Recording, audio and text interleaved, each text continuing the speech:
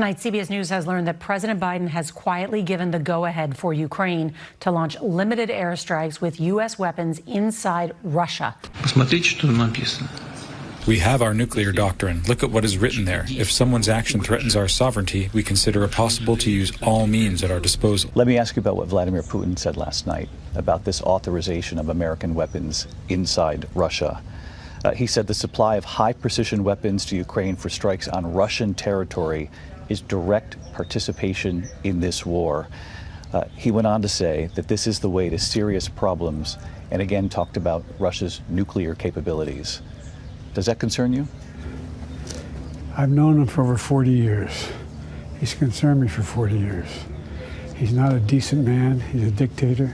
And he's struggling to make sure he holds this country together. About 100 miles from Florida tonight, 4 Russian warships steaming into Havana Bay, including a nuclear-powered submarine. Nuclear-powered Russian submarine and 3 Russian ships arrived in Cuba today. What are these warships doing so close to the United States? On Tuesday, Russian warships sailed less than 30 miles off Florida's south coast, echoes of the Cuban Missile Crisis in October 1962. That a series of offensive missile sites. President Kennedy ordered a naval quarantine. He knew just what to do. He ducked and covered, ducked and covered. He did what we all must learn to do. You and you and you and you, duck and cover. Be sure and remember what Bert the Turtle just did, friends, because every one of us must remember to do the same thing.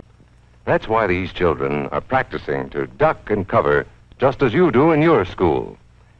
We all know the atomic bomb is very dangerous. Since it may be used against us, we must get ready for it. What are you supposed to do when you see the flash? Duck